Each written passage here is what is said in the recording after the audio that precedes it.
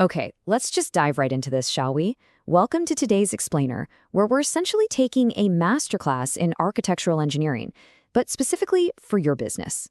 We are drawing entirely from Fabian Geyrhalter's absolutely phenomenal book, How to Launch a Brand. I really wanted to put together this executive summary for business owners and marketers out there because far too often, we see entrepreneurs rush a brilliant product to market and they completely neglect the foundation it sits upon. So today, we're going to systematically explore why a successful launch requires designing a rock-solid brand foundation from the ground up, not just throwing a product out there and crossing your fingers. And this brings us to a really fundamental question. Like, are you launching a product or are you actually launching a brand? It's incredibly common for startups to put the beautifully designed cart miles before the horse. They launch this novel product without a protective brand layer. But here is the stark reality we see on our source material. If you just have a product, you are competing solely on price and novelty. And guess what? Customers will abandon ship the second a cheaper variation comes along. But with a brand, you create this thick layer of protection. You create loyalty. You literally create love. So here is the concrete roadmap for your construction project today. We're going to cover 1. The 3 brand pillars. 2. Business plan versus platform. 3. Defining unique market position. 4. 5 steps to launch. And 5. Navigating stakeholder feedback. All right, let's kick things off with Section 1, the 3 brand pillars, constructing the foundation. According to Geyrhalter's framework, a brand is a service, product, company, or person with a soul that is both attractive and smart. These 3 pillars act as the absolute structural integrity of your venture. They hold the whole thing up. Let's break down exactly what each of these actually means. First up, we've got the soul. This is the beating heart of your organization. It's the underlying brand platform itself. Think of it as the ultimate reason your company exists, beyond just, making a quick buck. It's exactly like human relationships, right? Soul is the reason we actually care for one another. In branding, soul is what builds deep trust and matures a consumer's initial surface-level attraction to your product into a lasting, genuine love for your brand. The second pillar is being attractive. And no, this goes far beyond just having a pretty logo. It's your holistic brand aura. It's the emotional connection a consumer feels the very second they come into contact with your brand. It represents your carefully curated design and the specific tone of voice that you consistently project over time. It's basically the whole atmosphere you create for your customer. And then the third and final pillar is smart. This refers directly to the actual usability of your brand. How easy is it for folks to engage with what you're selling? If you're a tech company, being smart means having an exceptional user interface and user experience. If you sell physical consumer goods, it means high-quality packaging and intuitive product design. Look, it doesn't matter how much soul you have or how attractive you are. If your brand isn't smart, the whole structure just collapses. Moving right along to Section 2, business plan versus platform. The architectural plans versus the soul. Okay, so a business plan lays out your company's structural goals, your strategy, and your projected earnings. It's the math, basically. Conversely, your brand platform defines your target audience, your brand persona, your core values, and exactly how you're going to emotionally connect with people. Think of it this way. A business plan tells investors how you'll make money. A brand platform tells consumers why they should even care.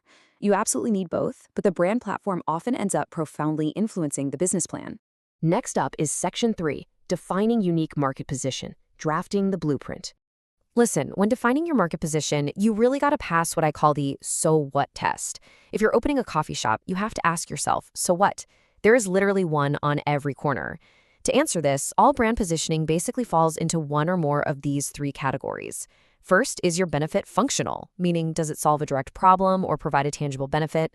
Second, is it symbolic, meaning it provides a feeling of belonging or maybe boosts the user's self-image? Or third, is it experiential, providing some sort of physical or mental stimulation? You have to know exactly which levers you're pulling here. Tom's shoes is a brilliant illustration of the difference between functional and symbolic positioning. Functionally, yeah, they make trendy footwear, but Converse and Keds do that too, right? What made Tom's absolutely explode was a symbolic, community-driven positioning strategy. They promised that with every pair you purchase, Tom's will give a pair of new shoes to a child in need, one for one. Emotion almost always triggers consumers far more than logic does.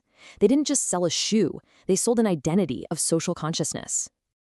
Here's another masterful example of positioning looking at Whole Foods. Now, they definitely provide a functional benefit, high-quality organic groceries. But look really closely at the end of that statement, the because part. Because we believe in whole foods, whole people, and a whole planet. That right there is their reason to believe. When you articulate your positioning, leaving out that reason to believe is a fatal error. That because statement is the secret sauce that differentiates your brand on a deeply emotional level. All right, we're on to section 4, 5 steps to launch, the construction checklist. So this interconnected brand development process isn't just a straight line from A to B. It's actually a circular ecosystem. Your brand platform feeds into your naming, which then feeds into your identity, right straight through to your user experience. Every piece of scaffolding relies heavily on the piece right before it. This keeps your team intensely focused on the really critical components without getting completely lost in the weeds. Let's quickly walk through this checklist. Step 1, create a brand platform, that emotional core we were just talking about. Step 2, devise a brand name that stands out but still actually fits your industry. Step 3, design your brand's visual identity, making sure it's timeless and distinct.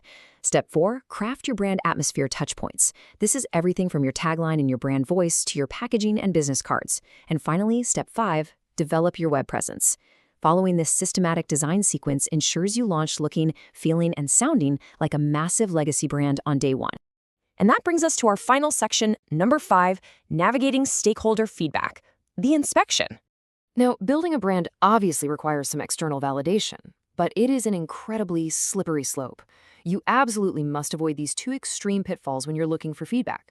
On one hand, you have ignoring all counsel. You cannot exist in a vacuum. If you do, you totally miss out on crucial constructive criticism and market validation. But on the other hand, there's an equally dangerous trap, seeking everyone's opinion. If you ask your friends, your family, and the guy making your coffee what they think of your new brand name or logo, you will inevitably dilute your core vision. You end up upsetting the delicate balance of brand creation just to please people who honestly aren't even your target audience. You have to be fiercely selective about who holds the clipboard during your inspection phase. Well, there you have it. We've covered the blueprint, the pillars, the platform, and the pitfalls. Everything we've looked at today really culminates in building one vital, impenetrable layer of protection for your business. So I'm going to leave you with this provocative question to take back to your team.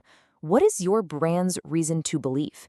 Because if you can confidently answer the because part of your brand story, you aren't just selling a product anymore. You are building an unstoppable foundation. Thank you so much for joining me on this explainer. Start drafting that blueprint, and I'll catch you next time.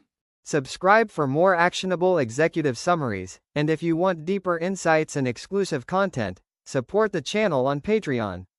You'll find the link in the description.